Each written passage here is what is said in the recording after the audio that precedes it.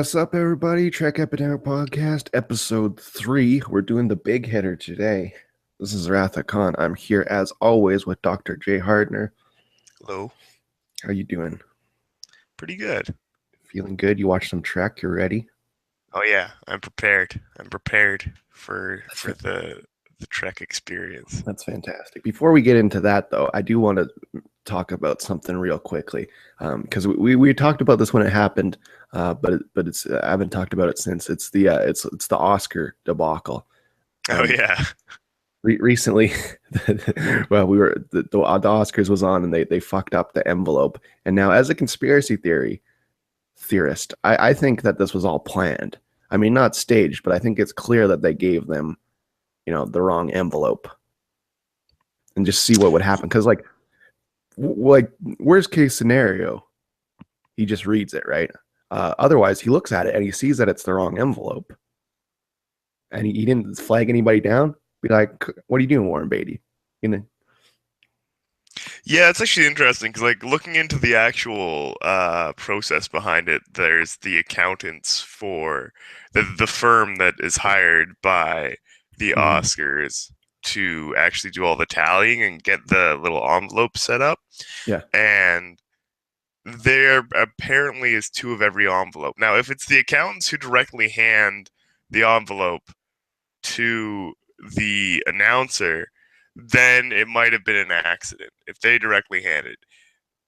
If it's a stagehand that does it, then it could have been intentional because they could have had some sort of like. I mean, the Oscars still could have told the accountants to do it.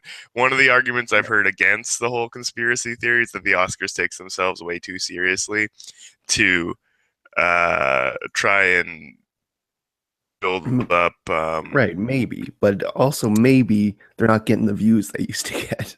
You know, you Well, and gotta get them also, I advertising mean, dollars, right? well, plus, I mean, at that point, it's the perfect crime because no one believes you would be willing to do that for views. Yeah, So, like, if if there's an easy way to um to like get away with something that will yeah. bring you more views, why wouldn't you do it? I don't know, or maybe it was a Jimmy Kimmel gag. We don't know. Yeah, I swear to God, in like a week, this is gonna be popping up. Jimmy Kimmel was behind the stage the whole time. He planned the whole thing. That's why he was so ready when things went wrong. That's hilarious. Fucking Kimmel. What if he was gagging everybody? That'd be great. Anyway, what are we talking about today? Talking about Wrath of Khan. I'm excited. This is my favorite one. Mine as well. The finest piece of, like, in my opinion, this is like the finest piece of like adapted like franchise movies, like, like Marvel and the new Star Wars stuff. This is like, because this one, it's very specific in that it's a good movie first and a franchise movie second. I would agree with that, especially because like the franchise links are a little bit thinner than you would have from a lot of those other ones. It references one episode from the first season. In that sense, it's very sort of like you could almost say it's more fan servicey because like only real fans will have seen the episode it's based off of Mhm. or whatever. But in many ways, because it's not like something that's very prominent in the series, they really did focus on something that they could use as a building base for a good story. Yeah, and it's interesting. I listened to the commentary for this one because I have seen the movie many times. I saw it in theaters when they were doing their 50th anniversary run last year, and it was awesome. I was pretty drunk, but it was still good. But in the commentary, it's interesting because this Nicholas Meyer character that directed this one and a couple of the others, he'd never seen Star Trek before this. So basically, he went into Wow. it with the idea that he just wanted to take everything he thought was awesome from all the scripts he's read and then combine that into one movie. And this is what came of that, basically. Well, I mean that philosophy clearly worked out for him because it's definitely an amazing movie. Yeah, Then again, it's hard to argue with take the best things of everything and put them in a blender and get a good right. script. Because Like they, that's they not had a lot of necessarily material to that. work with at this point. They had like 5 different scripts uh, that they were trying to make into movies for Star Trek, and then like some Star Trek 2, the TV show that never got made, like extra stuff from there that they were pulling from. So I think they probably had a pretty deep well to go from. Yeah, which is, I mean, I guess that's kind of the benefit of having a lot of sort of missed starters and then just a whole bunch of backlog of episodes to base things off of. Yeah. Plus, like there was all those books that were being written around that time. I mean, the number of sort of resources around Star Trek at that time to sort of pull from were Yeah, pretty large. ridiculous too, especially in like the 60s writing where they would just like make so many scripts. So there's probably Yeah. loads of scripts floating around. But Oh, there must be someone. dude, I'd Well, I like to mean, get my someone hands on owns some of all of them. them, Yeah, and they just someone. go in like they just go into some sort of like script seller where Yeah. they're like, we don't want to spend money on making this, but maybe someday. That's like I feel what all Hollywood is doing right now. They're like, what do we got in the cellar? It's Doctor Strange, okay. Yeah, no kidding. Well, that's the question too. I'd love to see like how many of these scripts. Obviously, they need to be touched up for modern times, but I wonder Right. if any of the current day strict scripts we see very frequently were actually written just decades ago. Yeah, I don't know. It's I mean, I'm sure there's a lot of that, and then just doctoring them up. But I don't. I'm not deep into the film world, uh, as people Me assume I neither. am. Buck Hollywood Leduc. But anyway, Wrath of Khan. This one I like because like Shatner, he feels like the most grounded he's ever been in this one, and I think that has a lot to do with. I liked how Nicholas Meyer described it in the commentary. He's like, the thing about Shatner is the first couple takes, he's a complete madman and like out of control, like hamming it up. And then like once you get like four or five, he gets starts to get tired, so he just does it like a normal person. You just gotta wear him down to get the good shots. Yeah, I think like it's very clear in a lot of the original Star Trek episodes. They just took the first take because it's Oh just well, I like mean, you didn't have film to waste. right, and like there's a lot of just scenes that are like clearly, was that the best shot you had of Shatner delivering a line or whatever? Yeah, Yeah, I do like this one a lot, especially because everyone on the cast was like done with Star Trek at this point. They were all pissed off about this, like they didn't want to do anymore. That's the reason why Spock. Spock must have been the happiest about his role Well, in this movie because he gets to that's the die, only reason he would do it is if he died. He made that in his so that he contract, never has to come back. which is interesting because the next one he directs and then fucking brings himself back. So Yeah, well, I mean that was probably was that not also a thing? It's like in this one he had to die to be in it, and the next one it was because he was directing that he was in it. yeah, I believe that was the stipulation. He's like, yeah, I'll come back when I'm directing and writing that bitch, and it's like, okay, whatever you want, bro. We need Spock. This I think this one's interesting because it opens up with like it zooms out from his ear. I don't know Yeah, if you noticed that, but it starts I off with the didn't notice most. that specific thing, but that makes a lot of sense now It that you starts mention. off with the most iconic Star Trek thing is Spock's ear, and just like zooms out from. It's really weird. I noticed it this time because he fucking mentions it, but He's a it's very space strange. elf. Look at this fucking look. He's Legolas or something. He It is doesn't weird have that he's an elf, right? feelings. It's so He's a weird. feelingless elf. Which I mean, really is basically just the elves, because that's how they're portrayed a lot of the time. Yeah, that's that is interesting. Did Tolkien popularize that? I don't really know. Like I feel like a lot of the shit he was just making up about elves. Yeah, I mean, I don't know either. Like, I don't know if when they went into Star Trek, they were trying to make emotionless space elves with Vulcans, but it's I don't know. definitely sort of what it led to. Uh, I think there is that when it comes to Khan though, like Ricardo Montalban himself, he's just like so good. Like he's incredible. Yeah, And he's like the he's six-fingered man, great. right? He doesn't take off that one glove the entire time. It's like, why doesn't he take off the glove? In the commentary, dude's like, he just doesn't take off the glove because I thought it'd be right at the time. I don't have the answer. I just I want you guys to fill in what you think is under the glove. You know, I actually really like that as a sort of a directing style where like there is no reason. Like it's a character trait. Like Everything doesn't need to be explained in a character trait. You don't need to know why every character is doing what they do. It's who they are as a person. It makes them seem more real. Yeah.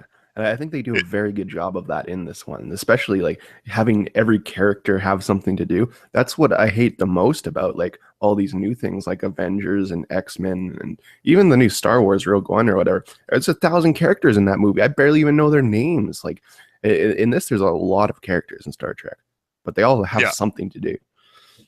Oh yeah, and I mean they're really good about making sure you know sort of in general at least where their motivations lie and stuff like that. You know like actually relatively deep things about pretty minor characters, even the ones that they're just like introducing for the first time. You know like a little bit about them right away and you like sort of know what to expect from them and things like that. Like they actually feel like real characters.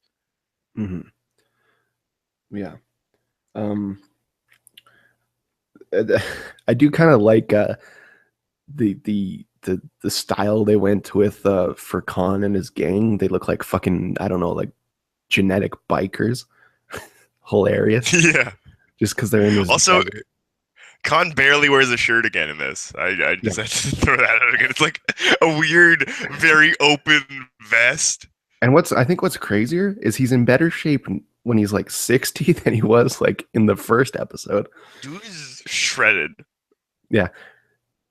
And that's in the commentary. That's another thing that I laughed at. Meyer was like, a lot of people ask me this. It might be the most that I get asked about this movie, but that actually is Ricardo Montalban's chest. It's not a prosthetic or anything. That's It's like insane it's like because the dude is it's actually like ripped. it looks almost like it's just unreal. It's It unreal. looks like one. It's just You know what unreal. it looks like? It looks like one of those like for Halloween, like when you have like a fake like rubber chest or whatever, Yeah, and it they're does. like That's exactly what it for looks like. like a Or Greek you know, like armor. it reminds me of like those little like Mighty Men, like little action figure dudes with like stretchy arms or whatever. Oh Okay. man. It looks like his skin is pulled tight like Hulk Hogan. Like what is going on Yes. here? It's always weird when you see that pulled back tight skin. Yeah, it's not Although supposed to be I that think way. I think Hulk Hogan did a lot of tanning, whereas Ricardo Montalban, that's a brown skinned man. Yeah, tan is his life. Yeah. I think the spaceships. I don't think the spaceships are like the best in this one. I feel like a lot of the special effects in this one are kind of not very good, and I don't know if that's just because they didn't have very much money for this one or what. Yeah, they definitely weren't like as put into, but then again, they weren't necessarily as I would say critical to the plot in this one. There's a few shots of the spaceships, a little bit of space combat. Hmm. I'm glad that they toned it a little bit down from the last movie we watched, where it was like just 30 minutes of fucking Hey, shots of do we need spaceships. 8 minutes of panning of the spaceship? Do we need 8 minutes of that? I don't think we need 8 minutes of it, honestly. Yeah, so I mean, well, the effects might not have been like as amazing That because the ships did look quite nice when they were showing us 30 minutes of them. I'm glad that they focused more on like the right. actual story and It's less about the the space character. spectacle. This one, it's more of a Yeah, character well, and study. I I mean, think that's this why. one's very much a character piece because you've got the interactions between Khan and Kirk, and Kirk and Spock, which are two really integral parts of the movie. Yeah, I think they do like a very good job of like. I think this one, to me, this one humanizes Kirk the most because like it starts out with like him on his birthday, right? And he's like, "Ooh, Romulan ale, you know this is illegal bones," and like talking about his mortality and his glasses and whatnot. And then they introduce like one thing that I don't really think needs to be in this movie, but is interesting is like the introduction of his son. Yeah, they do kind of just throw that in there. It seems a bit unnecessary to me. Like, But I mean, at the same time, it's like it's bound to have happened. yeah, Kirk had sex in like every other episode of the original series. He has to have some sort of space son out there. right. And like they make like like the cool like science lady where you're like, oh, in his land of just banging tons of ladies. It's like I could tell that he would like actually like this lady a bit compared to like just pleasure banging. Yeah, yeah, someone who he could actually have some sort of emotional bond with. Mm-hmm. Because he's pleasure banging. That's his job. That's why he liked it. He's a Navy man. Yeah. Let's think at the very beginning of this movie. There's this scene where they're going on the ship to inspect it, and they talk to Scotty really briefly. Uh-huh. How are you doing? He's like, oh, there was a little bit of a rough patch for a bit there, but Bones got me through. And he's like, oh, did you come down with something? And then Bones just pats Kirk on the shoulder and says, shore leave. And then they just keep going. That's so good. There is some actually pretty good comedy in this one, which I think is good because like Star Trek the motion pictures takes itself 100% seriously. Where I like that this one is a serious tone, especially when Khan is there because he's fucking menacing and Yeah. spooky. But there are like some pretty solid jokes in this one. Yeah. And I think that's when Star Trek is at its best when it's got a relatively serious storyline, but also able to inject some humor into. Which I mean, that's true for pretty much any movie, but definitely with the classic Star Trek. If you find yourself laughing as well as enjoying what's going on in an episode, those are the best episodes. Mhm. Yeah, it's look, it's tough to take something seriously when it's about like a bunch of dudes in a fucking navy ship in space, uh, trying to find a Genesis bean or whatever the fuck it is. Yeah, That is like that. I really like that storyline of like the Genesis planet. But again, I feel like that's like another thing that could have its own storyline too, because it's pretty specific. yeah. Well, and I mean, it definitely goes into like the topics about science both helps us, but can be used for very, very terrible things. Right. And you And I immediately think see that that. Like that's exactly what that project is. because that combines with the whole eugenics thing of Khan too. Exactly, which really is a good tie-in because, of course, that's what we see. We first see the Genesis project, and then we see Khan, and those are both, like you said, perfectly tied together. Yeah, science is evil. Did you see It that? is some sort of a weird moral to have for a sci-fi show. Yeah, yeah. But that's what they're asking the tough questions. Did you see recently that Elon Musk and I think it was Stephen Hawking signed like a document to plead for no AI weapons? Oh, I did not, but that's a good thing. Yeah, that's really good. I think it might have been Zuckerberg too. It was like three like big hitters. Yeah, I mean They're- that's just a terrible idea. There's Mhm. literally no point where it's a good idea to give artificially intelligent robots weapons It's and like like train them specifically to y'all kill people. motherfuckers see any movie, surrogates, AI, iRobot is probably the best example.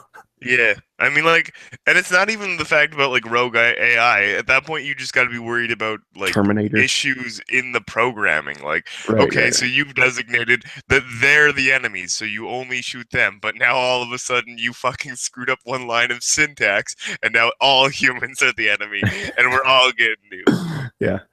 And especially since like this like everything's crackable in my opinion. So like eventually someone's gonna go get in there as a gag and be like, kill everybody.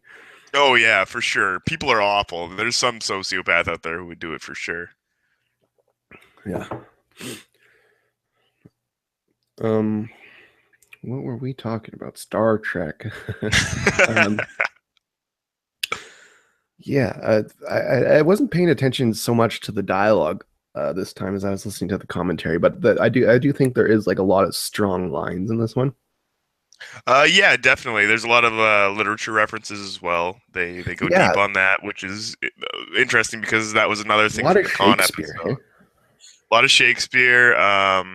Yeah, just a lot of classical literature in general because they do tip into that with the con episode as well because of course Con's really well learned, Hmm. and as is Kirk, he gets of Mice and Men a hard copy edition from Bones as his birthday present, which he has to read with his new reading glasses. Yeah. Good book.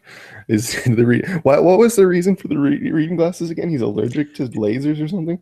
So yeah, basically he's losing his eyesight as he gets old, and that's just the whole reference to him getting old. And there's this apparently some sort of medicine that you can take that just repairs your retinas, Hmm. but Kirk's allergic to it, so he can't take the retina medicine, so he has to use eyeglasses.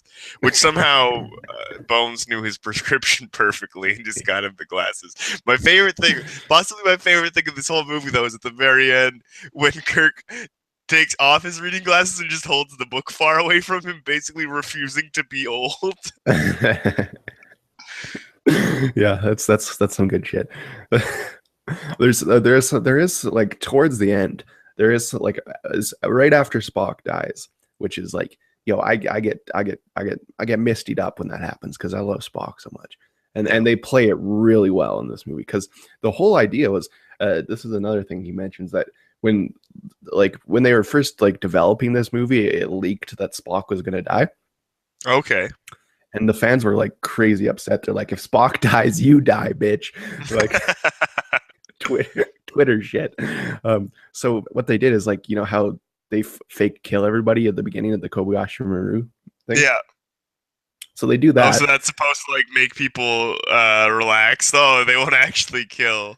Yeah. They won't actually And then like fuck. so much shit happens in between then and the end. Like it slips your mind a bit because there's so much crazy shit going on, especially towards the end. And then Spock does die. Yeah. Oh man, that they really get you. That's like good. That's some good writing right there. That is I some agree, and I good mean, like fucking you actually writing. see all of the actors portraying emotion really well in that scene too. It definitely hits quite heavily, as you can see sort of the impact Hmm. on all those actors' faces. Even people that didn't really know him that long, like Kirk's girlfriend and son, were kind Yeah. of tearing up. Well, it's yeah, and then it's interesting because he gives that like the hero's journey speech right after that, where he's like, "I know Hmm. nothing. I know nothing about the universe," and like that's like such a powerful scene, especially for Star Trek, where it's Oh yeah. built on Kirk's ego, basically. Well, and it really also gives like the reason for Kirk to continue. Like Spock Right. sacrificed himself for this mission.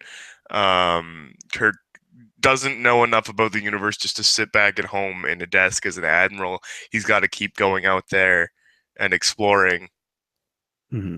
and finding things. That is like a pretty general theme for it. Does cool off now after this one because like because when they first were getting back into Star Trek after 10, 20 years or whatever it was, um, it was like, yo, he's an old man now and he wants to get back into exploring. And it's like, okay, now he is exploring again. So, Yeah, it was kind of weird to me that like they had that as a major theme last movie, and then they're just like he's and like at the end of the last movie, the end of the first Star Trek movie, they specifically talk about how Kirk's taking command of the Enterprise again. well, I do think that is like a reason why a lot of people consider Star Trek 2 to be the start of this Which trilogy makes sense because because like it it is doesn't this acknowledge the first pretty, movie at all, pretty and they similar, but basically way start better. from the first place again. But they Yeah. do it so much better in this movie. It Hmm. takes maybe 15 minutes, like 15, 30 minutes tops, before they're out in space again and Kirk is at the helm. As opposed, and meanwhile, there's interesting background stuff happening with Khan and Chekhov and the Genesis experiment that you need to know for the story. In the first Star Trek movie, it felt like 50 minutes before we got out into space, and nothing overly relevant was happening during that time. Yeah. Let's talk about Khan for a minute because he's so fucking good. And like that scene is especially the scene that I love the most is when he first comes after Khan or after Chekhov at the beginning and he's like Yeah. unveiling himself and then he puts like the bug creatures into Buddy. Oh man, Oh man, that's the such a bug creepy creatures. scene and he's so good. Like fucking Montalban, he like plays it so creepy, so like subtle. Well, and like Like how a anyone madman would who's be, right? seen yeah, and anyone who's seen the original episode, like he's still very much like the original Khan, but he definitely seems to have been driven like super crazy after being stranded on this death planet for like 15 years. Yeah, I think I would be too. Yes. I would not be happy about it. No. And if I saw these boys just stumble upon it, I'd be like, oh, here we go. Yeah. That's exactly what you would do in that situation.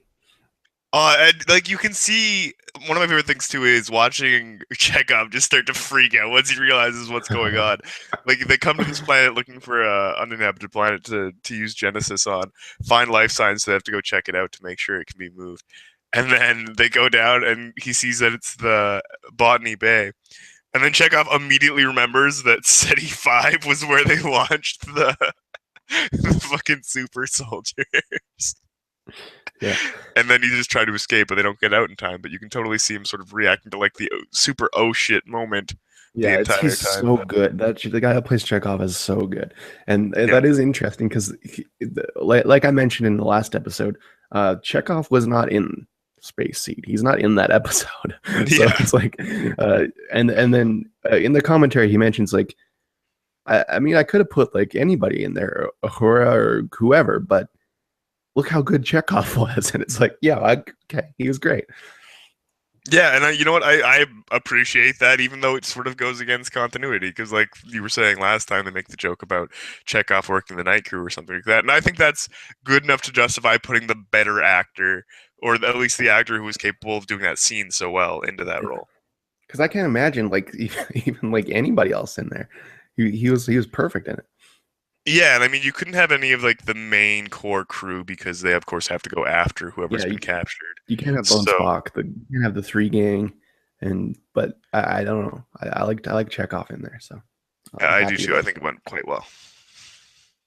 Yeah, there's once they get to like the actual Genesis like underground base, I think that's a little. I'm not sure. I'm completely on board with that whole like third act section, but it's pretty good. Yeah, it slows down a little bit, and they sort of like try to wrap things together in a little bit of a. It's weird because it kind of slows down, but it also feels a bit rushed simultaneously, which makes no sense from any sort of standpoint. But that's how it felt to me. Um, but yeah, I mean, I do agree. It's still pretty good. I would just also agree that it's probably the weaker It of just the it feels like acts. it's one of those movie tropes that I hate where they're just running around a bunch and then they just get caught somewhere. Yeah, which is sort of what I mean by it slowing down, but then also speeding up to wrap itself up, where like nothing's Right. actually happening, and then just everything's happening at once is kind of how it feels to And me. then all of a sudden they're in a submarine battle in space. Yeah, exactly. Yeah. Um but one of the one of the things he mentioned in the commentary, Nicholas Meyer, he was talking about how a lot of the scenes were like they had to do some crazy stuff to get like that sandstorm thing. They actually had to make like a fake sandstorm, and they were all wearing like fucking submarine masks and shit. Oh wow, that's And pretty he's like, impressive because that was wow, that was a practical effect. I didn't even think about how that would have had to have been a practical effect because that's like it's a pretty because they have hardcore like sandstorm. because on screen they also have like some fakey looking effects, so like you don't think Yeah, about it, but like a lot of it was like actual like shit flying around, that'd and be really hard to work he on. mentions he's like, "There's things you'll do for a movie that you would never do for a woman." I was like, "Yo, this That's guy an this guy amazing gets line. film." He just fucking loves film so much, and I think that Uh, really comes through. Like he loves story, like because he was a writer before he was a director. So like I think that's where a lot of the good storytelling comes from because he really likes like storytelling, and I think that's also why there's a lot of Shakespeare type references and literature references and stuff. mhm. Yeah, I would agree there. One thing that made me interested though is like they teleported into the sandstorm. How do you do that without like getting your body to be full of sand? Yeah, because how I know how the teleporter works, right? It scrambles your Atoms DNA atoms, yeah, and then rebuilds and then them. reassembles. Yeah. So how do you like it must like set some sort of like force field in the shape of your body before it like starts to rebuild your body. Mm. That's Yeah, got to be the only way it could work, that's right? another one of those things where I don't think they were very concerned about the Oh no, science no, behind it. obviously not. Obviously not. And I mean, it's not really something that's super critical anyways. It's a sci-fi Star Trek movie. It's Like it's the weird that they technology works focus the on way that. it works. They focus on that kind of stuff more now in the newer ones, I find. Like Yeah, I think that's they're because always trying to audiences explain. aren't really as comfortable with just being like, it just works the way it works anymore, which I think Right. was one of the reasons I liked them the most recent Star Trek quite a bit. Yeah. Um, because they just went back to that. They're just like, yes, we have this technology on the ship that does the thing that we need to do because it's here, and that's all we have to say. Interesting enough, the new Star Trek Beyond, which we'll talk about in the future, I'm sure, but it lost best makeup to Suicide Squad, Oh, really? which is crazy to me. So Suicide Squad has two Oscars now. Wow. I mean, like, if you think about it, the best makeup in Suicide Squad was probably the crocodile, But he was and mostly CGI though. That's the thing about that. So like really it's basically just Harley Quinn and the Joker. which they don't really. That's not makeup. That's a clown face. Like But then that's. there's the Idris Elba bad guy in Star Trek Beyond. I didn't even know that was Idris Elba Oh no, that was until like amazing. And I mean, there's just way deep always into the so, movie. well, and plus with Star Trek, you've got all these random background characters that Yeah, have there's like freaking random crazy aliens, and then cool like makeup. the white lady who has like the giant fucking things on her head. Like Well, it's like the clearly the them. the face eater thing on the back of her head that like she Yeah, hides the thing. Yeah, yeah, that is yeah no, and I mean that's like all throughout the movie. There's all these characters with really cool sort of designs. I'm surprised that went that way. yeah. Real weird. Because there's only like three things nominated for best makeup, and one was like some sort of obscure indie movie that obviously wasn't going to win. So it was between Star Trek and Suicide Squad. So like, who's paying off this? Because clearly Star Trek had better makeup than that. Yeah, But that's the way that she goes. And now Suicide Squad is a two-time Oscar winner, and they'll never stop making those fucking movies. It's the yeah, Transformers effect. yeah. How did that even happen? No one liked Suicide Squad. How did it win two No Oscars? one likes What was the Suicide. other I've Oscar it never had won? a single uh costumes or something. I think it was like, or no, it was hairstyle. I think it was hairstyle and makeup. So those are the two So things things. that have nothing to do with the script story or anything. So that's the only way it makes sense. But even then, Jesus. Yeah, but that's like how when it was either the first or the second Transformers got visual effects, and then they're like, oh, well now we're justified. We can just keep making these movies because it has an Oscar. Oh God. I can't believe they're making another Transformers movie. It kind of looks good though. That's the thing. But I say that about everyone. I say that about every single Transformers. When I see the trailer, I'm like, oh, I'm back on board. Looks like Michael Bay madness. Now we got fucking Marky Mark running around, and I watch it. I'm like, ah, all right. Let's see. I don't anticipate you being satisfied with what comes out of that movie. I didn't mind the last one though, because Marky Mark's running around as a fucking strong nerd. There's like dinosaurs and shit. Wasn't It's that the not one where they good. frequently talk about like the age of consent? Like Maybe I can't remember. or was that it was either that one or the one before where like there's a dude dating the main character's daughter and he's like way older than her and the No, I dude's think got that a is the one with Marky Mark. Because laminated card in his wallet that talks about the age of consent laws for the state that he lives in. Which, if you've got that card, you're not in a good spot, man. you're not legit. Yeah. Oh God. Fucking hilarious. Uh, yeah, that's pretty much all I got on Wrath of Khan. It is Yeah, I probably mean, my I favorite. think we probably covered it in general pretty well. I also it's probably my favorite of the Star Treks as well. So I I don't think wish we're there gonna. was a little more Bones, honestly, because Bones is my favorite character. So, but he's always just the best.